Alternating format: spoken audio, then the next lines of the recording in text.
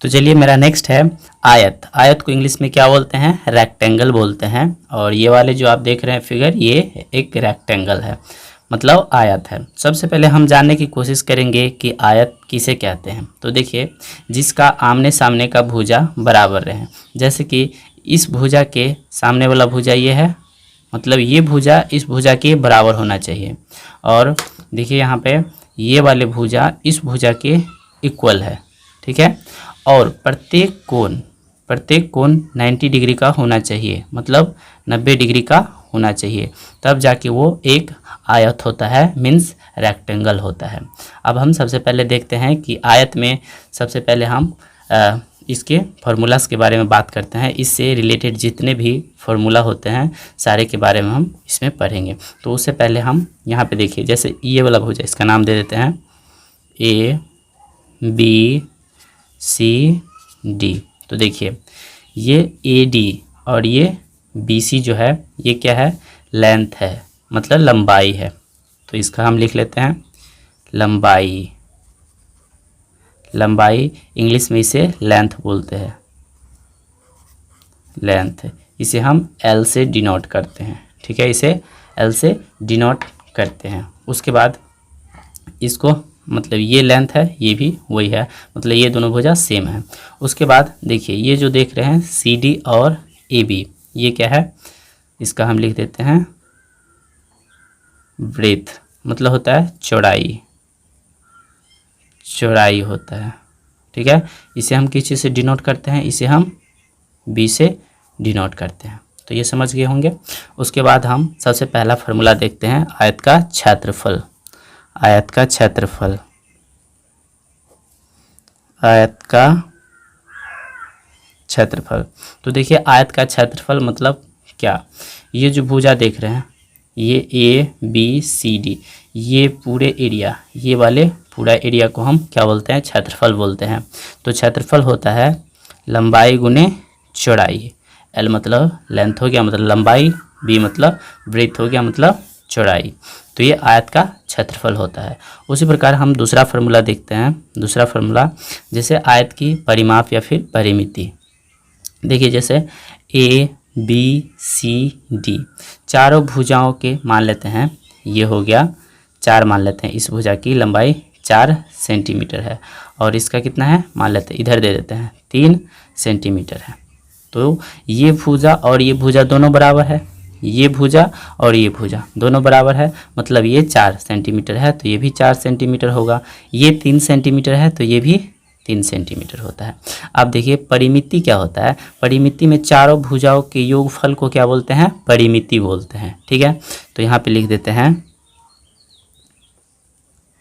आयत की परिमिति। आयत की परिमिति बराबर क्या होता है? देखिए चारों भुजाओं का योग, या फिर देखिए एक लंबाई ये हो गया और एक लंबाई ये हो गया, मतलब 2 ठो लंबाई हो गया, और एक यहाँ पे चौड़ाई यहाँ और एक यहाँ 2, मतलब इसको फार्मूला के रूप में हम ऐसे लिखते हैं 2 लंबाई, 2 इंटू लंबाई प्लस 2 इंटू चौड़ाई, चौड़ाई। अब देखिए आप बुक में ऐसे देखते होंगे, जैसे 2 कॉमन है तो हम 2 कॉमन ले लेंगे, बचा इसमें क्या? लंबाई, तो लंबाई को शॉर्टकट में लिख दिए प्लस चौड़ाई, चौड़ाई। मतलब आयत की परिमिति आप जहाँ भी देखेंगे इस प्रकार से देखेंगे। तो मेन फंडा ये होता है, ठीक है। जैसे यहाँ पे दिया हुआ है, देखिए यहाँ पे ए बी सी डी, इसका कितना है? 3 सेंटीमीटर 4 सेंटीमीटर बोलेंगे।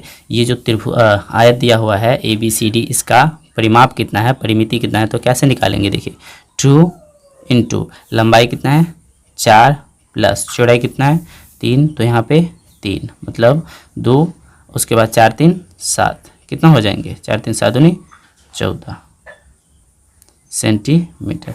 तो इस प्रकार से आप निकाल सकते हैं। हम आगे बढ़ते हैं और देखते हैं,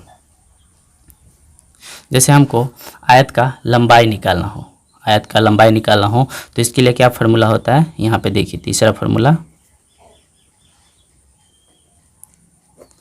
आयत की लंबाई।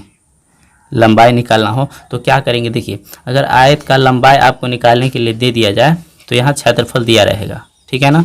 तो हम क्या करेंगे, सिंपल से यहाँ पे क्षेत्रफल में किससे, चौड़ाई से भाग दे देंगे। आपका क्षेत्रफल दिया रहेगा और चौड़ाई भी दिया रहेगा, लंबाई निकालने को बोल सकते हैं। जैसे कि ऐसे बोल देगा, जैसे यहाँ पे कितना है, चौड़ाई दिया हुआ है और मान लेते हैं लंबाई नहीं दिया हुआ है, हमको लंबाई निकालना है।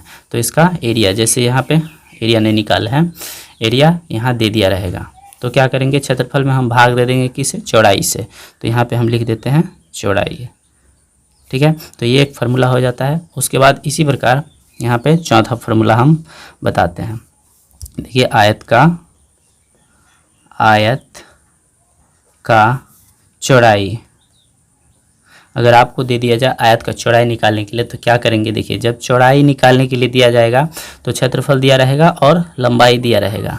यहाँ पे क्षेत्रफल दिया रहेगा और यहाँ पे ये लंबाई दिया रहेगा जब चौड़ाई निकालने की दिया जाए तो यहाँ पे क्या करेंगे, हम सिंपल सा क्षेत्रफल में भाग दे देंगे किससे, चौड़ाई निकालना है तो हम लंबाई से भाग दे देंगे, ठीक है। अगर यहाँ पे हम विकर्ण के बारे में नहीं बताएं, देखिए विकर्ण, यहाँ से यहाँ तक एक हम भुजा खींच देते हैं, इसे हम विकर्ण कहते हैं। आयत में 2 विकर्ण होते हैं और विकर्ण भी बराबर होता है। जैसे 5 सेंटीमीटर होगा तो ये वाले विकर्ण भी, इस यहाँ से भी विकर्ण एक हम खींच देते हैं, ये विकर्ण भी 5 सेंटीमीटर ही होगा, मान लेते हैं 5 सेंटीमीटर, तो ये भी 5 सेंटीमीटर ही होगा। आयत में दोनों विकर्ण भी सेम होता है। तो यहाँ पे देखिए, अगर आपको दे दिया जाए आयत का विकर्ण निकालने के लिए तो कैसे निकालेंगे। 5वीं फार्मूला हो गया मेरा, आयत का विकर्ण क्या होता है, देखिए अंडर रूट, देखिए जैसे समकोण त्रिभुज में पढ़े होंगे आप, जैसे मान लीजिए इधर का आप भूल जाइए, इधर का सारे कुछ भूल जाइए, समझ लिए कि ये वाला सिर्फ एक समकोण त्रिभुज है।